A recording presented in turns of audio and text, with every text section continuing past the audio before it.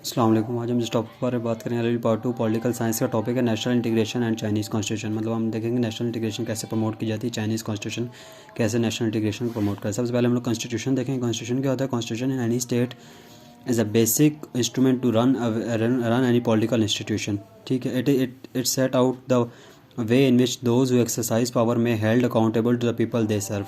ठीक है, मतलब ये कॉन्स्टिट्यूशन एक ऐसी स्टेट का किसी भी स्टेट का इंस्ट्रूमेंट होता है जो भी मतलब उसको रन करता है। ठीक है, किसी भी स्टेट को। ठीक है, it set out the way in which those who exercise power, ये ऐसी वे बनाता है। ठीक है, जो लोग एक्सरसाइज करते हैं पावर उनको, और जो अकाउंटेबल जिनके सामने जिनको सर्व करते हैं उन लोगों के सामने वो अकाउंटेबल हैं। ठीक है, जो लोग सर्व करते हैं वो लोगों के सामने अकाउंटेबल है। Constitution of China, it also a single source, it is also Chinese constitution is also a single source which provides the guidelines to operate political institution in such a way through which rule of law can be establish. ठीक है, Chinese constitution भी एक single source है जिसकी तरफ से हम लोग को ये पता गाइडलाइन वो प्रोवाइड करता है ऑपरेट करने के लिए पॉलिटिकल इंस्टीट्यूशंस को।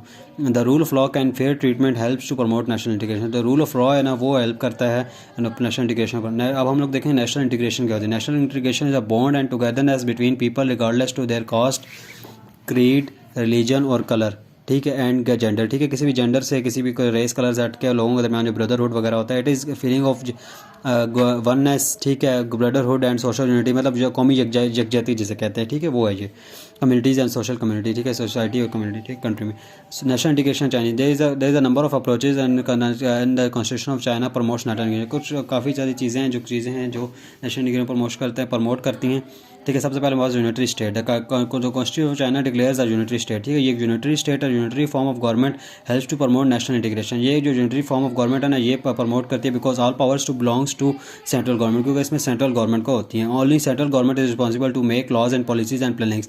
The central government perform functions on the basis of equality and establish uniformity in law.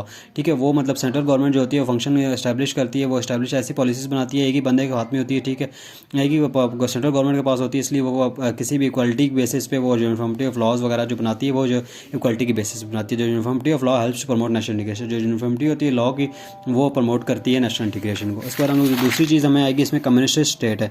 ठीक है, under the constitution the political and economic system of the state is based on communist ideology. It means that all resources of production, land, labor and rent are under the control of state and all wealth is distributed among the citizens on the basis of equality। ठीक है, communist state है। Communist अगर ideology यही होती है कि जो मतलब सारी जो सोर्सेज हैं वो जो होंगे रिसोर्सेज वो लेबर जो होगी, रेंट होगा, लॉ वो गवर्नमेंट के अंडर होगी। ठीक है, और गवर्नमेंट जो सब के दरमियान इक्वल सिटीजन के दरमियान इक्वलिटी बेसिस पे वो डिस्ट्रीब्यूट करती है वेल्थ को। There is no space of class system. ठीक है, वहाँ पे क्लास सिस्टम नहीं है, और ये चीज़ जो है no citizen equal in the eyes of state.